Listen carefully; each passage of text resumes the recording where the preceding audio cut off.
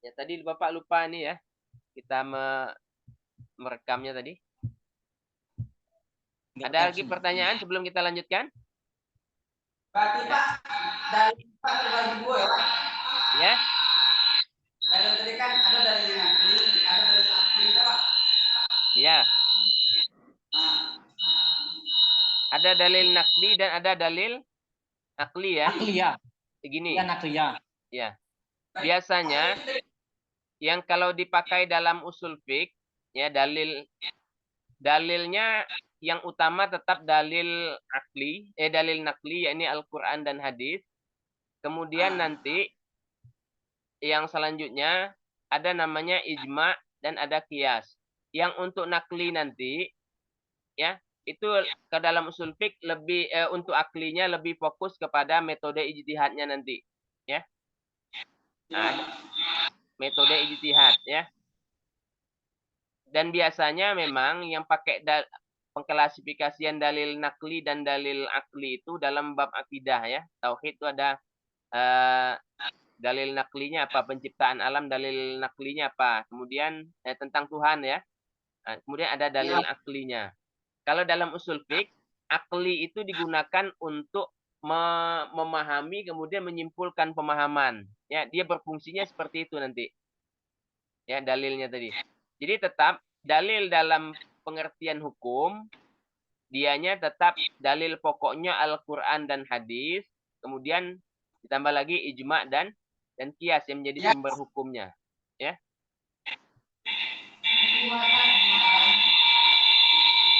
Kemudian, nah ini ya, kita lanjutkan tadi ya.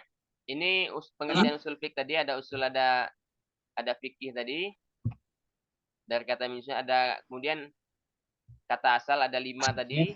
Kemudian yang dipakai, yang cocok adalah dalil, yang pengertian yang pertama yaitu dalil fikih.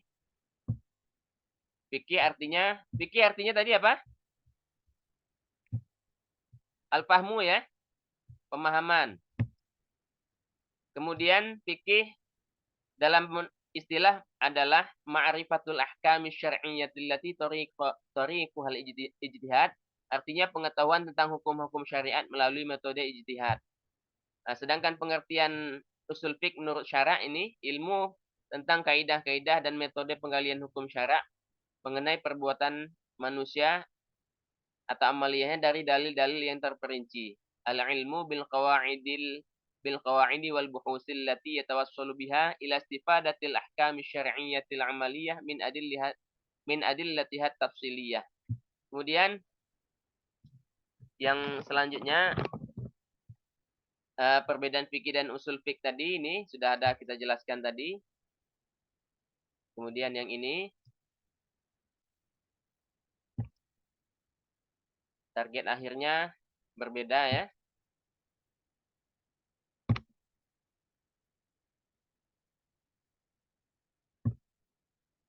Nah, kemudian ini. Apa urgensi mempelajari usul fiqh?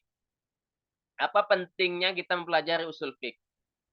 Nah, ini dilihat dari dua sisi ya. Yang pertama, dilihat dari orang yang memenuhi syarat untuk berijtihad. Ada dua. Kita melihat urgensi mempelajari usul fiqh ini.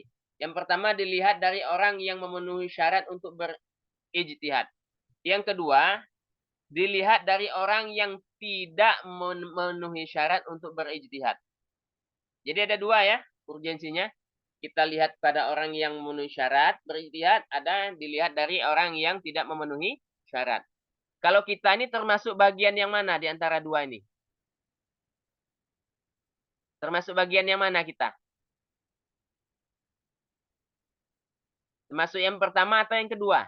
Yang merah atau yang hijau itu? Halo? Termasuk yang mana kita?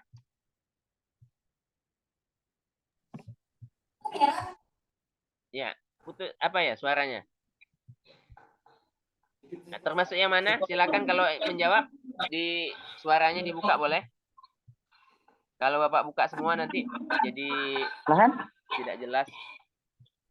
Termasuk Yang pertama, mana Pak. kita? Ya, Orang yang memenuhi syarat untuk berijtihad. kita maksudnya Ya, Pak.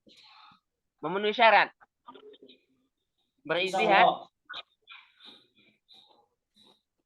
Kalau yang lain bagaimana?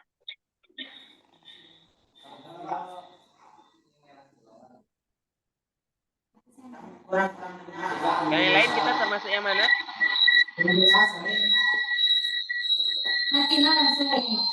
Yang pertama atau kedua?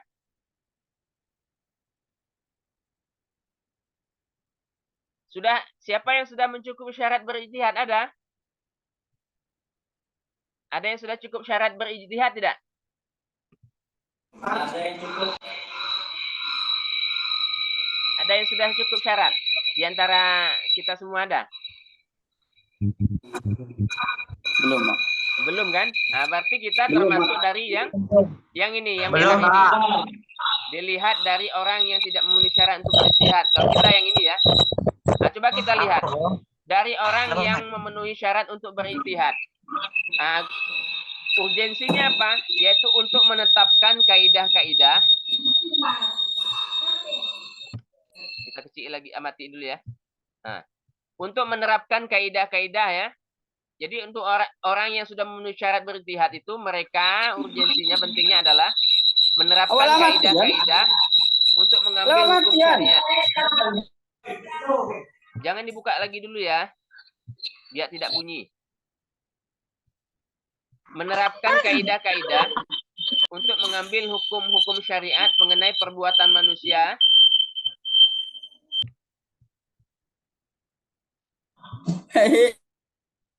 Nah, ya. Nah, ini. Jadi orang yang sudah memenuhi syarat, mereka gunanya untuk menerapkan kaidah. Untuk menerapkan terhadap perbuatan manusia dari dalil secara rinci. Nah, sedangkan kita nih, Bapak sebutkan, yang tidak memenuhi syarat untuk berijtihad, ya, urgensinya adalah satu, untuk mengetahui cara-cara istinbat hukum. Yang kedua, cara mengeluarkan putusan-putusan baru terhadap persoalan yang timbul dengan berpegang pada kaidah para imam dan fatwa mereka dalam masalah yang serupa. Yang ketiga, sebagai timbangan terhadap pendapat dan dalil para ulama di dalam permasalahan ijtihadiyah yang berbeda-beda. Yang keempat, menguatkan pendapat yang berbeda dan berpegang kepada pendapat yang memiliki dalil yang lebih kuat. Nah, yang keempat ini biasanya mereka yang sudah punya kapasitas pula. Yang tidak memenuhi syarat ini, mereka pun punya tingkatan. Kita ini tingkatannya mungkin paling bawah ya. Nah, yang sudah punya tingkatan lebih tinggi, yang keempat ini mereka akan menguatkan pendapat ya yang kemudian memiliki dalil yang lebih kuat, mereka pilih. Makanya di dalam fikih Islam itu ada namanya fiqhul muqaranah, fikih perbandingan, membandingkan antara berbagai mazhab, diteliti dalilnya, kemudian dilihat mana dalil yang kuat. Nah, ini kelasnya memang mereka sudah punya pengetahuan yang lebih dari kita. Itu ya. Sebelum kita lanjutkan, ini ada dekat terakhir lagi nih. Ada satu slide lagi. Ada yang ingin bertanya?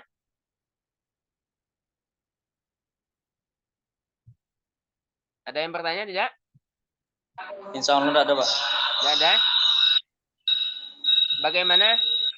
Sudah jelas belum? Slide terakhir nanti penutup itu. Jelas? Sudah jelas. Nah, nanti insya Allah materinya Bapak kirim di grup ya. PDF-nya. Biar bisa dibaca-baca, dipahami, ya diulang-ulang agar pemahaman lebih mantap nanti insya Allah. Ada? Suhada, ada pertanyaan? Rodia, Bayu, ada pertanyaan Bayu? Tommy?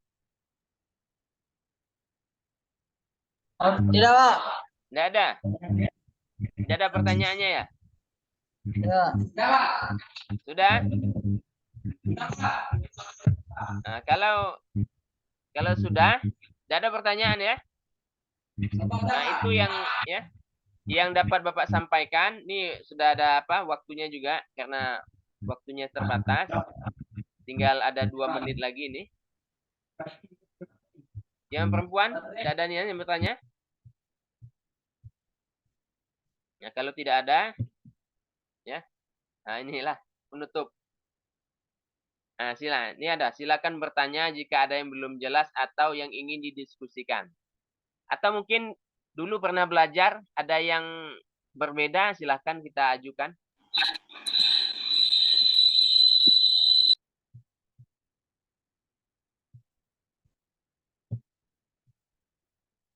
Ada?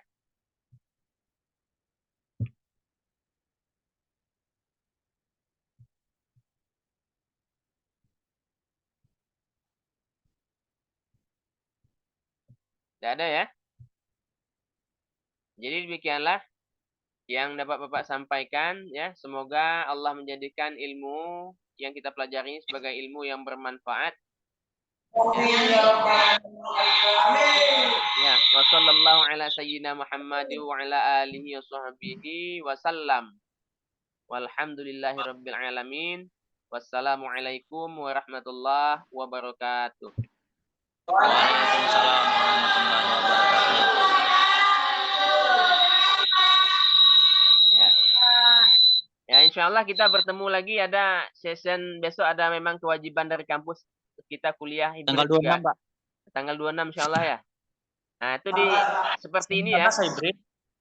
Nah, itu ya. Kan kata Bapak tatap muka tadi. Oke. Ya, silakan boleh meninggalkan ruang Zoom-nya. Oke, Pak. Makasih, Pak. Sama-sama.